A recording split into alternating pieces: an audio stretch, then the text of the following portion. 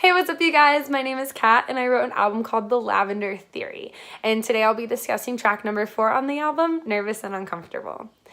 So this song was by far the hardest song to write on the album because I didn't know where to start.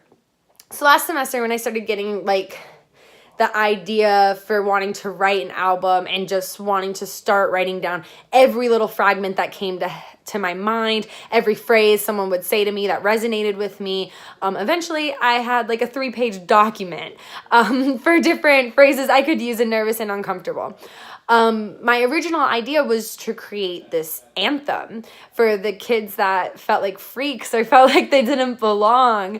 And I often found myself saying to myself or out loud to people, like, I'm just nervous and uncomfortable. And oftentimes I would try to make light of it by joking that I was like a chihuahua.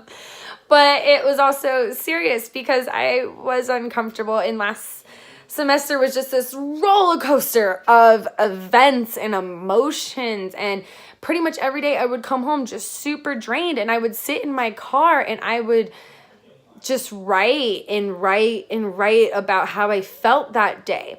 So back to my anthem idea. I wanted to write this anthem for people. And I originally had this, isn't this what we do? Isn't this who we are? Nervous and uncomfortable.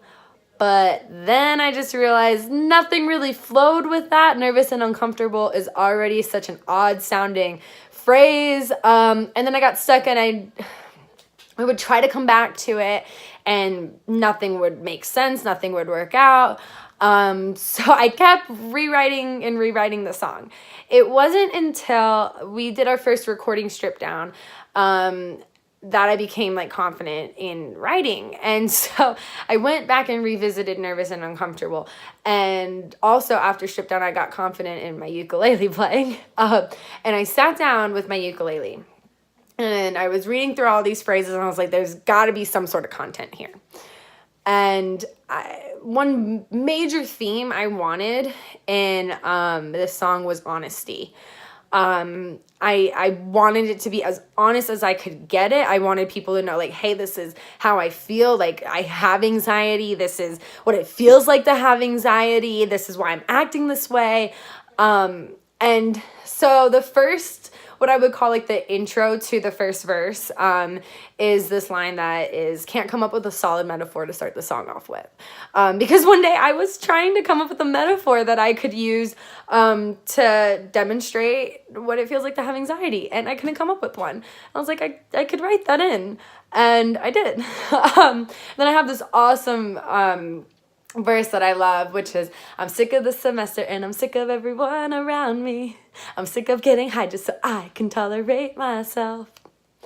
Which was true. It became just a difficult time for me because I was confused as to whether it was me or if it was other people. And the one common factor I could find in all of these situations was I was a part of all of them. Maybe I'm the cause of my own anxiety. And then the pre-chorus right there, I keep wondering when this semester-long headache will go away. True statement. I'm pretty sure I had a headache almost every day last semester. And it just got to the point where I remember one day being I think I've had the same headache for a little over a month. And so I put that in the song.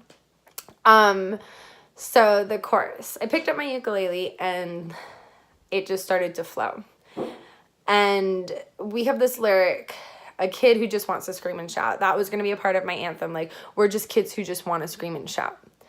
But again, once I just turned the song inwards, it was just so much easier to write. Because then it became about the honesty. It became about hey, this is how I feel.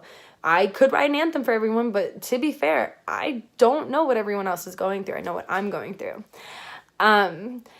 So I remember going to this music and beer festival in Sarasota, and every time I go to Sarasota, I stop at Blaze Pizza because it's the closest one to Fort Myers.